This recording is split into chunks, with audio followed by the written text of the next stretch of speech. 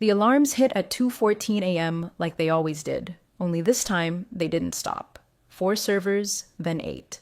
The firewall threw up 3 separate flags, all screaming external transfer anomaly, but no one was listening. No one except me in my flannel robe with half a cold Diet Dr. Pepper and a cat that wouldn't stop kneading my lap. I stared at the terminal screen and muttered, "Someone's shopping in our database like it's a Black Friday clearance rack." I wasn't supposed to be on call that night, officially. The new guy had the title. Fancy profile picture, lots of buzzwords. But when it all went to hell, they called me. They always did. I didn't ask why anymore. I just opened the console, pulled the plug on the outbound route, and isolated the compromised instance before the damage got irreversible. Then I logged the breach manually, updated the insurer through the back-end portal, and filed a secondary alert to Risk Ops. I signed it with my initials like always. LJ. Before I go on, quick thing, 97% of people listen to these stories without subscribing. If this one grabs you even a little, give it a like and hit that follow button. It really helps the team keep telling these wild stories, and trust me, this one only gets worse from here. Anyway, that was my rhythm. I didn't scream or grandstand, I responded. I patched holes, contained threats, reviewed logs, and rewrote procedures until my coffee went cold. At Novarisk, I was never the loudest, never the highest ranked. But I was the one who kept our name off the headlines and our CFO from losing sleep over a $15 ransomware clause. They never gave me the incident commander title, though. That went to Brian, the guy who thought endpoint hardening was an exfoliation process. He had the blazer, the hair gel, the Instagram where he posted photos of his desk setups like he was starring in a productivity documentary. But Brian didn't read logs. Brian didn't stay up at night rechecking audit trails from old threat actor simulations. Brian didn't update the internal insurance binder with our underwriter's clause addenda. I did. I was also the one who'd called the insurer when they rolled out the new cyber policy. It had language around something called a named incident responder. New term. I dug into it. Turns out the insurance wasn't just for the company. It was tied to a specific individual. Me. By name. Not role. I'd done the certifications, submitted the drill logs, even uploaded 2 tabletop run-throughs with timestamps and results. Our underwriter knew me, trusted me, and approved coverage because of me. So naturally, I never told anyone. You think they cared? Dalton, the new COO, wouldn't have read a clause if it smacked him across the face during his protein shake break. He treated cybersecurity like a Netflix password, something you borrowed, ignored, and reset when it became inconvenient. The alarms stopped by 4:06 a.m. I watched the logs stabilize. Isolated traffic resumed. The data exfil attempt had been partial. Non-PII, just vendor forms and some old platform metrics. Still enough to trigger a disclosure requirement. I followed protocol. Flagged it in the system. Left a note for Brian he'd never understand. I signed off, fed the cat, and went back to bed. The next morning, Dalton pulled me into his office. No warning. HR was already seated. "We're making some strategic shifts," he said, sliding a bland beige folder across the table. "You've done good work, but honestly, you're just IT. Anyone can respond to an incident. Just IT. The same mouth that mispronounced endpoint segmentation now told me I was redundant.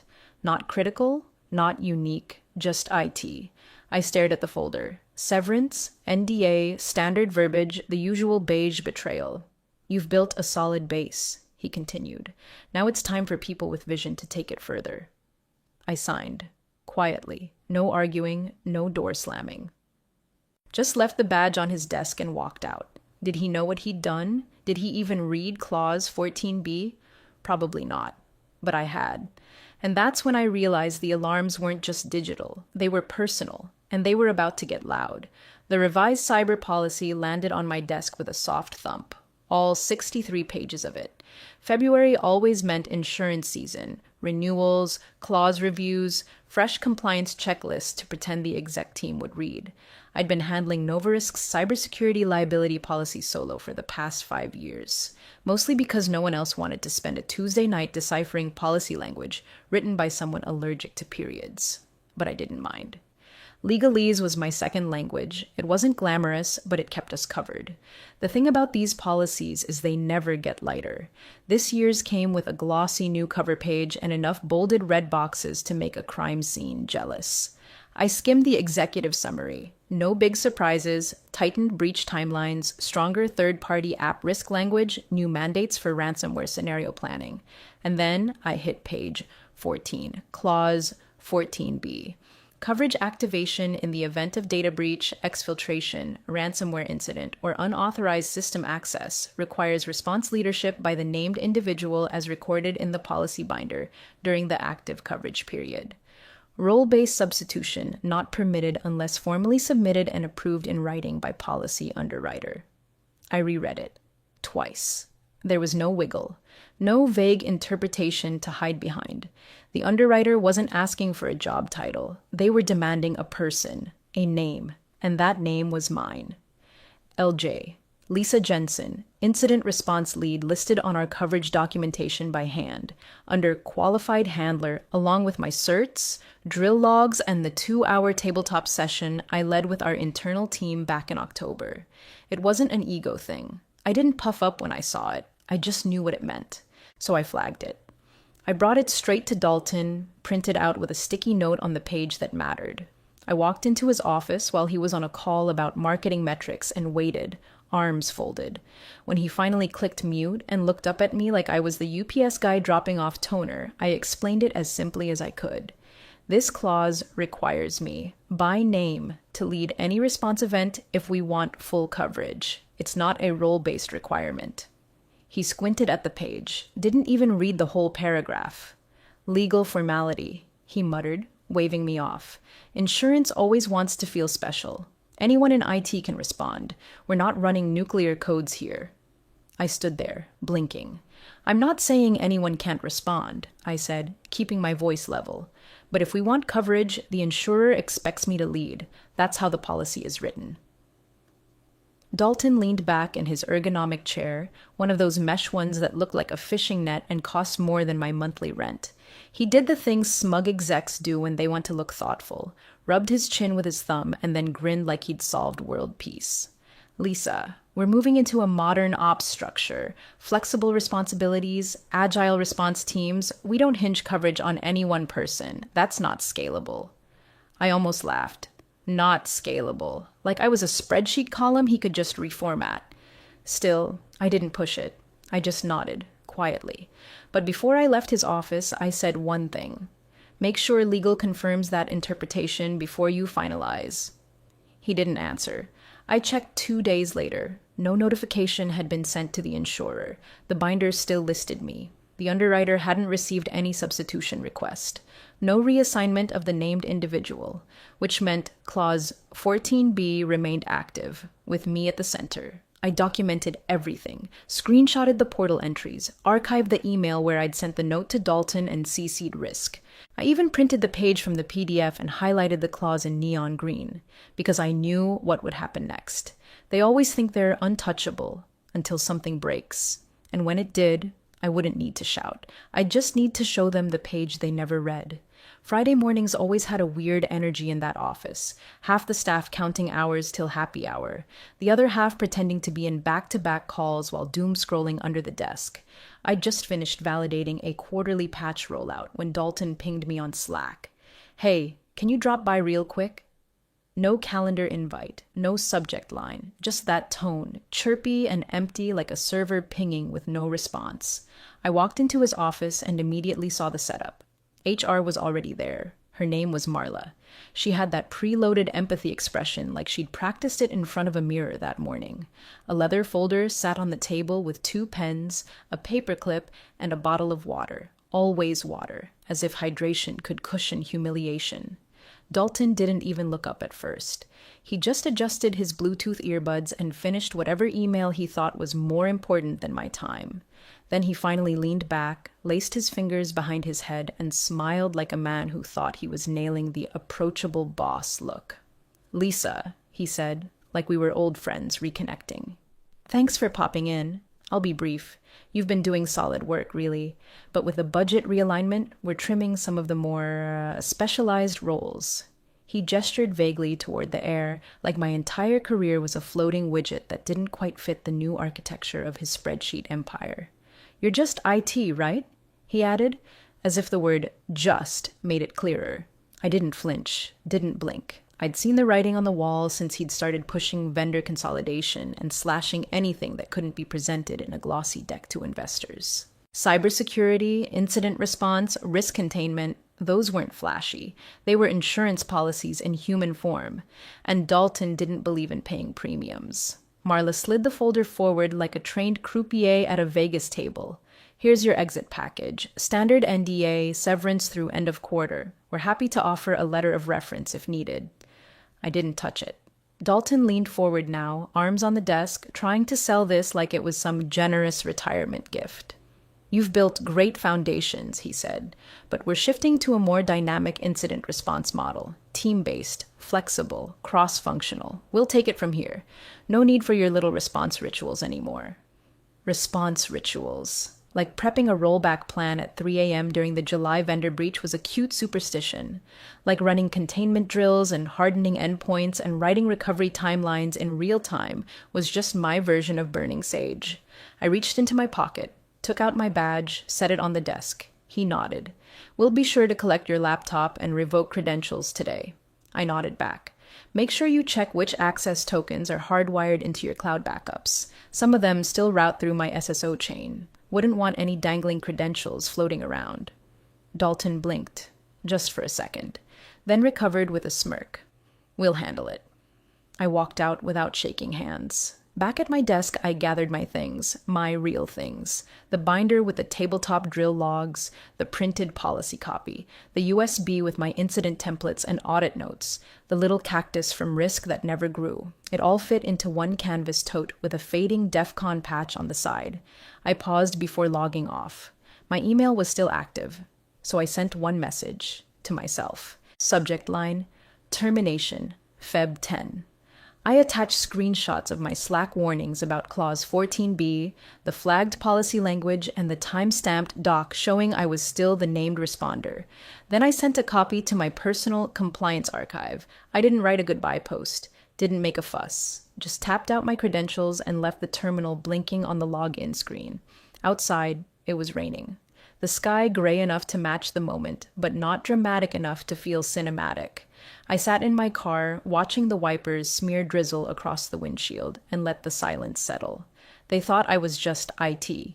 But the thing about infrastructure, you don't notice it until it's gone. And when it breaks, you better pray the person who built it is still around.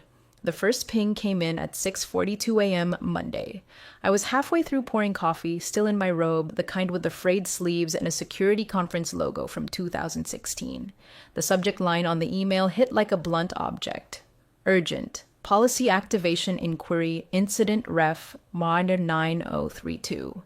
It was from Novarisk's insurer, not Risk Ops, not legal, not Dalton, the insurer. Which meant whatever happened, it was big enough that the policy was already under scrutiny. I set the mug down, opened the laptop, and read. Per active policy terms, confirmation is required. Did the named incident responder initiate breach protocol within the first 6 hours of threat window? No greeting, no preamble, just that. I stared at it. The breath caught in my throat because I already knew what this was. They'd had a breach. And no one called me. I opened a private portal to the insurance dashboard. My credentials still worked. Their system still showed me as the named responder, Lisa Jensen, valid through June 30th, role transition, blank. No amendments on file. No substitute handler form submitted. Nothing. Like I was still there, badge and all. I checked the breach timeline. The insurer's alert logs showed an external notification time of 5:18 a.m. Eastern, meaning the breach itself likely started well before that. And now they were on the clock. 6 hours. That's what the clause stated. 6 hours to notify, activate, and document steps with the named responder. Only they hadn't. And worse, they had no one else legally recognized. I checked my personal inbox. No messages, no call, no offboarding paperwork had included a role transition notice, no substitution of duty, no documented change on the binder I had last printed and stored in the CEO's office safe, still marked with a dated log of my tabletop exercises. They hadn't just fired me, they'd fired the only person contractually allowed to turn the damn coverage key. I closed the portal, opened the incident audit trail, no logs, nothing public yet, which meant they were trying to contain it internally. Probably Brian, fumbling around in the IR dashboard, Googling how to classify packet loss and praying no one asked why the backup validator wasn't triggering. I opened the insurer's message again and typed a reply. One line. No, I have not received any official role transition or deauthorization. Hit send. No exclamation points. No gloating, just confirmation. I didn't even need to say I'm no longer with the company, because for policy purposes, I was still very much part of it, on the one page they never bothered to revise. 10 minutes later, my phone rang. Unknown number, New York area code. I answered. Ms. Jensen, this is Kara Langston with Echelon Cyber Risk. We're currently reviewing Novarisk's breach event, and we have a procedural concern. Her voice was professional, measured, but underneath, I could hear it, the edge of urgency. They knew this was about to become a thing. I understand you were terminated last Friday, she said carefully. Have you been contacted by anyone at Novarisk regarding formal transition of incident responsibilities? No, I said. I was not notified of any change. As far as the insurer is concerned, the only active certification and training record belongs to me. And unless you received signed authorization of a successor with equal credentials, Clause 14b is still binding. Silence. Then a soft exhale. That's what we have on file as well. Translation. They were screwed. I could already see the boardroom back at Novarisk, Dalton pacing, legal checking inboxes for that transition memo that was never sent. Brian probably trying to forward a Slack thread as proof of an internal handoff. And none of it would matter, because the insurer didn't care about Slack. They cared about the page in the binder. My name, my certs. The clause they all skipped because they assumed just IT meant disposable. The call ended politely. Kara thanked me for my clarity, said someone from their risk review team might follow up for a sworn statement, just in case the coverage entered dispute. I told her I'd be available. Then I sat back and stared at my quiet little home office, the one they thought I'd vanish into. And I waited, because it was only Monday morning, and Novarisk hadn't even hit hour 7 yet. By noon, Dalton had already gone from shrugging it off to full panic mode, though I doubt he let it show in front of the board. He probably still had his "we've got this handled" voice on standby, that smooth, artificially calm cadence corporate execs practice in the mirror before an earnings call. But behind the scenes, they were scrambling, hard. I got the first hint when a former colleague in risk pinged me from her personal email. Subject line: did they ever transfer the binder? No body text, just that question. That one cursed, bureaucratic, career-ending question. I knew exactly which binder she meant. Black leather, gold lettering, onboarding year etched into the spine like a tombstone. It lived in the CEO's safe, not metaphorically, but literally. I'd been the one who put it there, back when the company still believed incident response wasn't something you could farm out to a vendor with a pretty logo and a 3-day SLA. Inside that binder was everything the insurer ever needed to validate our policy. My certifications, printed copies of annual drills, training logs signed by department heads, timestamps of tabletop scenarios, breach simulation reports, all with wet signatures, physically notarized copies, even a backup USB drive clipped inside the back flap. It was the holy grail of our IR coverage, and no one had touched it since October. Not Dalton, not legal, not even the new CISO, who, to be fair, hadn't even lasted long enough to learn where the server closets were. That binder still listed me as the named incident responder, and the only way to change that, per policy, was to submit a formal reassignment, in writing, signed by both the outgoing and incoming responder, accompanied by equal or greater certification verification, plus a 30-day notice period, none of which had happened. At 12:47 p.m., Novarisk's insurer sent a formal reply, which was later leaked to me by someone who'd had enough of Dalton's "I've got it covered" act.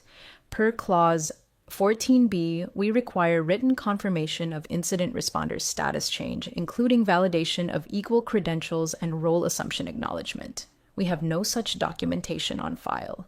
As such, we consider the policy to remain under the previously named party. Previously named party. That would be me. And here's the part that really burned them. They couldn't even prove I was gone. Sure, HR had processed my termination, my badge was deactivated, but they never filed the role transition form. They never removed my name from the active binder. And they certainly didn't get the CEO's signature on a reassignment because, surprise, the CEO was on a month-long silent wellness retreat in Utah with no phone access and a strict no email policy, which meant the binder, still locked in the safe, still untouched, still binding. Dalton, in his infinite wisdom, had assumed digital forms and internal handoffs were enough. That naming someone else on a spreadsheet or forwarding a Slack thread with "Brian is on point for IR now" would cut it. It didn't. By 2:30, legal was in full damage control mode. They tried emailing the insurer a retroactive designation form for Brian. The insurer responded with a single sentence. Effective date of coverage adherence is bound to original designation timeline. Retroactive amendments are non-compliant. Translation: too late. You fired the key holder and forgot to tell the vault. By 3:01 p.m., they had someone physically go to the CEO's office to retrieve the binder. But guess what? Only 2 people had the safe code. The CEO and his assistant, who had just boarded a flight to Lisbon for her cousin's wedding. So the binder stayed locked, untouched, untampered, and worst of all, untimely. Every minute that passed, Novarisk's non-compliance window grew. And that meant every dollar of liability did too. I could imagine the scene. Dalton on speakerphone with legal, sweat starting to stain the armpits of his sleek tailored dress shirt, asking if someone could just break open the safe. Someone probably replied that doing so would invalidate the timestamp integrity of the documents inside, which, in insurance language, might as well mean game over. Meanwhile, the insurer sat back, watched the clock, and waited, because policy isn't just what's written, it's what's filed. And for once, the only paper that mattered was the kind you couldn't backdate. Their biggest liability wasn't the breach itself. It was the woman they pushed out without checking which documents she signed last. Me. At exactly 4:13 p.m., the breach clock hit its final hour, quietly, invisibly, and irreversibly. 6 hours and 17 minutes. That was the official timestamp Novarisk's own server logs reported for when the unauthorized data exfil was finally detected, categorized, and flagged by someone on the back-end team. It was Brian, actually. Good old Brian, who once asked if a DDoS was a kind of Starbucks drink.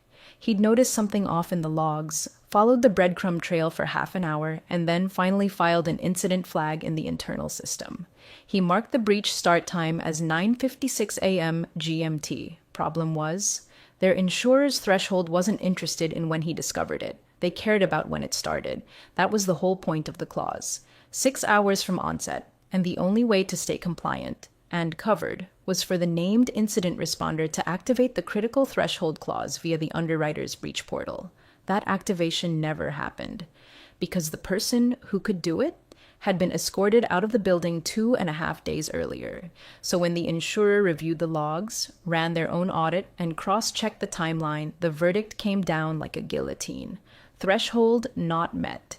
Breach escalation authorization not activated. Non-compliant territory engaged.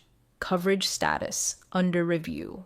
Dalton did what Dalton always did. He panicked professionally, sent a dozen emails per minute, forwarded internal Slack logs, fired off a half-baked bullet point list titled Novarisk Incident Response Chronology, Preliminary.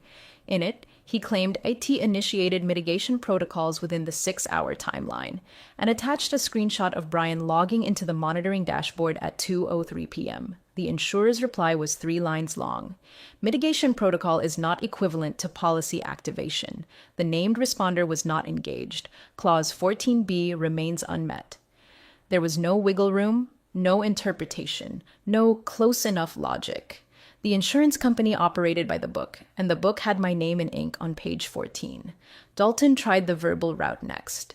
A call with their primary underwriter, Kara Langston, was scheduled for 5:45 p.m. She answered coolly, listened while Dalton explained how IT handled it, how protocols were executed, how our team operated with urgency and professionalism. When he finished, Kara asked a single question: who activated the threshold?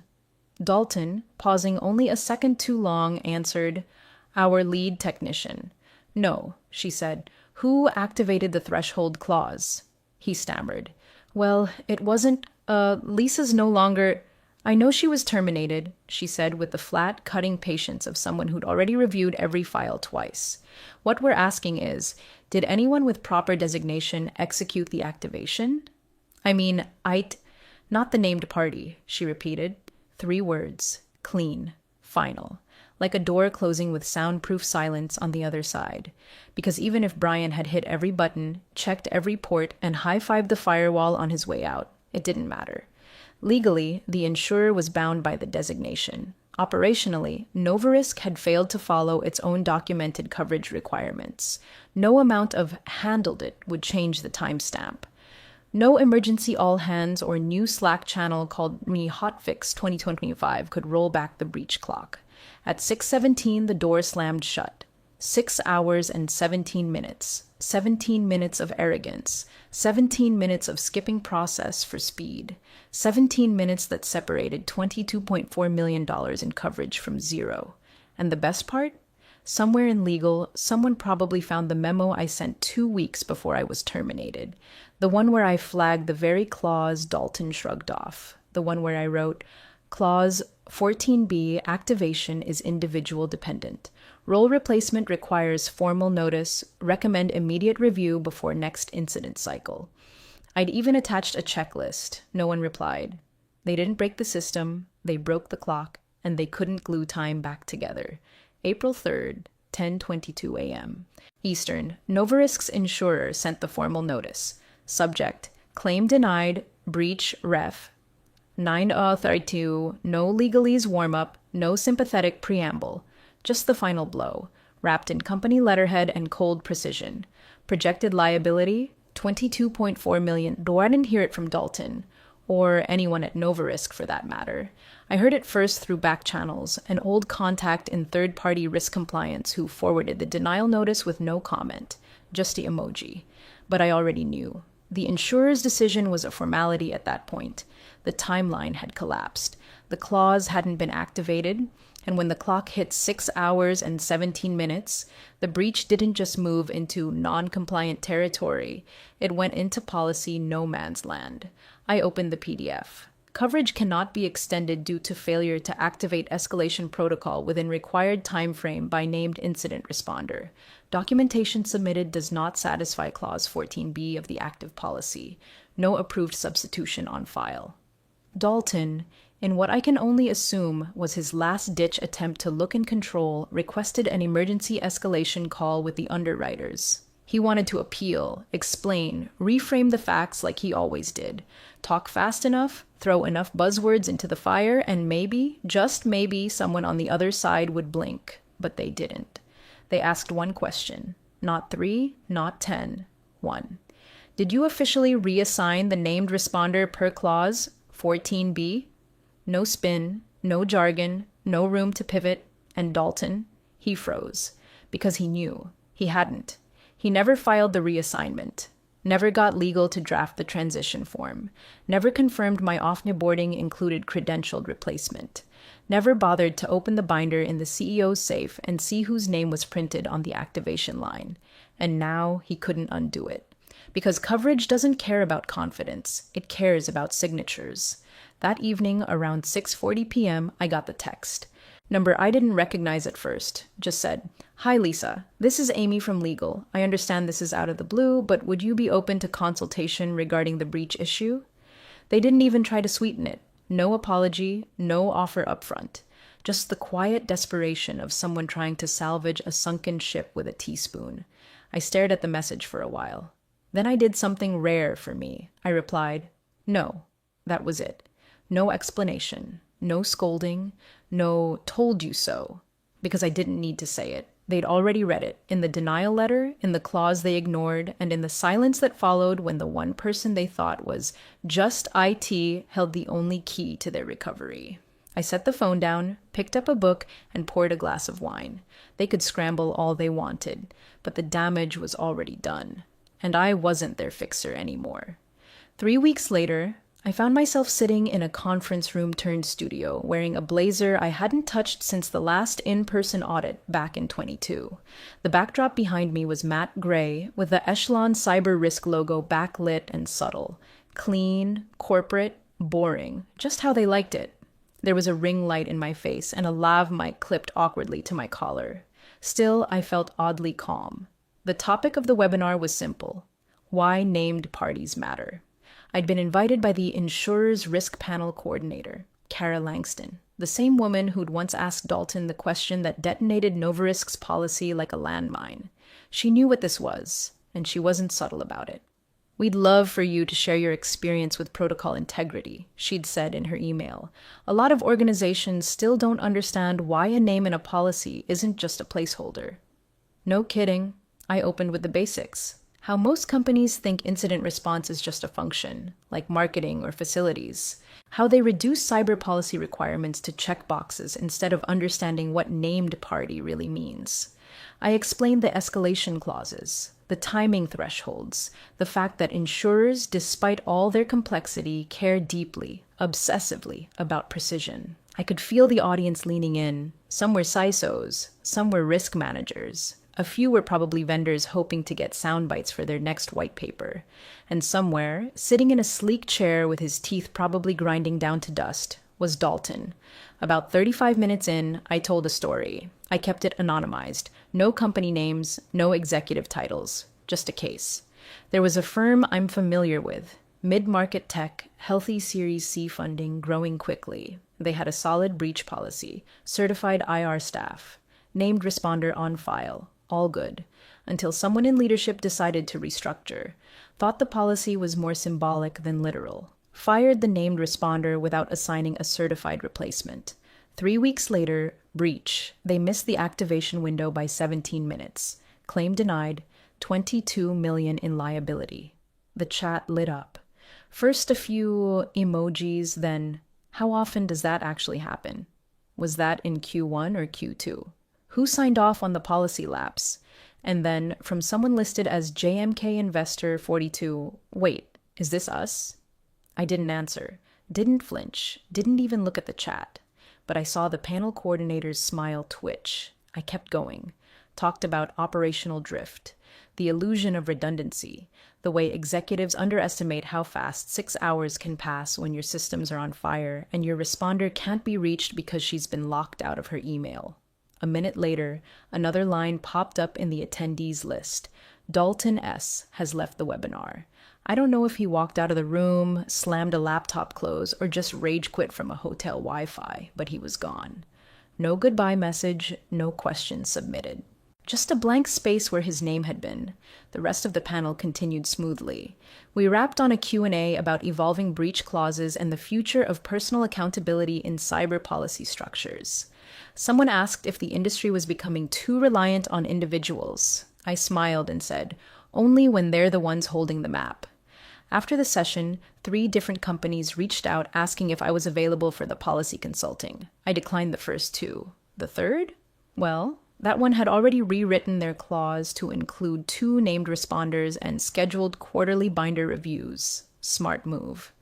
Meanwhile, Novarisk still hadn't updated their press page, still hadn't disclosed the full cost of the breach. But the insurance world, they knew. And now, so did everyone else in that webinar. The brokers, the investors, the legal teams with ears perked up like dogs near a microwave. It wasn't about revenge. It was about visibility. I didn't leak anything. I just answered their questions and let the silence after each one say the rest.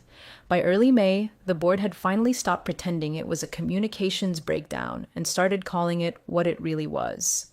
A procedural failure with a paper trail sharp enough to cut careers in half. An internal review was launched. Not a token one either. They pulled every memo, every meeting minute, every risk advisory dating back 12 months. Compliance folks from the London office got looped in. External counsel was hired, and someone, probably one of the old guard board members who still believed in reading, asked a dangerous question in the middle of a very expensive Zoom call. Did anyone warn him before he reassigned the role? They did. Twice. Two separate memos from risk management, both dated months before the breach, both cautioning that any change to the named incident responder required legal review and formal submission to the insurer. Both ending with variations of the same phrase. Non-compliance may jeopardize breach coverage eligibility. Dalton received them. He opened them. He even replied to one, scribbling, "Understood. Will loop legal when ready." He never did. Those memos were time-stamped, archived, digitally signed, immutable, ironclad. And when the board read them, really read them, there was no spinning left to do. Dalton didn't resign. He was transitioned out, quietly, no announcement. His LinkedIn went dark for a few weeks, then suddenly featured phrases like strategic pause and exploring new leadership opportunities. The usual digital incense burned to cover the smell of failure. The new CISO came from a defense background, someone who didn't treat cybersecurity like a shiny dashboard full of sliders, but like a battlefield with real stakes. First thing she did? She reinstated the incident response playbook I'd written, didn't tweak it. Didn't rebrand it, just put it back in place, sent out a company-wide memo titled Operational Continuity Protocols, effective immediately, and included a section that read, "Our current playbook reflects best practice standards and was authored by a prior IR lead whose documentation remains authoritative." They didn't name me. They didn't have to. A week later, someone from legal reached out again, this time not with desperation, but professionalism. They were rewriting the insurance policy from scratch. New carrier, new terms, dual response fallback, built-in legal review path, and a new line item buried in the appendix, foundational consultant, non-operational, with a small retainer attached and a simple clause. They wanted my signature, not to come back, not to rebuild what Dalton broke, just to acknowledge that the next structure was built on something I'd already written. I signed it, scanned, sent, filed, didn't ask for a spotlight, didn't want one. The breach never made major headlines. Too boring for tech blogs, too embarrassing for press releases. But in our industry, it traveled fast. A cautionary tale. I became the example. Don't do what they did with her. And that was enough. I didn't get revenge. I got the record. The audit trail didn't lie. And this time, I didn't have to raise my voice. I just let the paper speak. They never issued a statement. No press release. No company-wide email owning the mistake. That's not how Novarisk operated. Apologies implied admission. Admissions invited liability. So they stayed quiet. Just like they had during the breach. Just like they had when they erased my name from the org chart without checking where else it was printed. But their silence didn't mean nothing changed. Clause 14b, the one Dalton called a formality, got its own section in the new staff training slides. Not buried in fine print either. Bold font, red border. The slide title, Role-Based versus Named Coverage, Why It Matters. Someone added a bullet point that said, Insurance activation is not about titles. It's about documented individuals. Treat it like your legal team would treat a contract signature. Because that's exactly what it was. Dalton's replacement started a month after his exit. Her name was Meredith Kane, former military contractor, led cybersecurity initiatives for 2 federal compliance bodies. Her reputation was airtight, someone who didn't care about flash, only function. On her first day, she asked for the old IR documentation, the binder specifically. They had to explain that it was still locked in the CEO's office, sealed since October. She had the safe opened within an hour. That Friday, during her first staff meeting with risk, legal, and ops all present, she held up that same binder like a judge presenting evidence in court. She didn't make a speech. She just said, if we'd followed this, we wouldn't be in litigation. No one argued. They couldn't.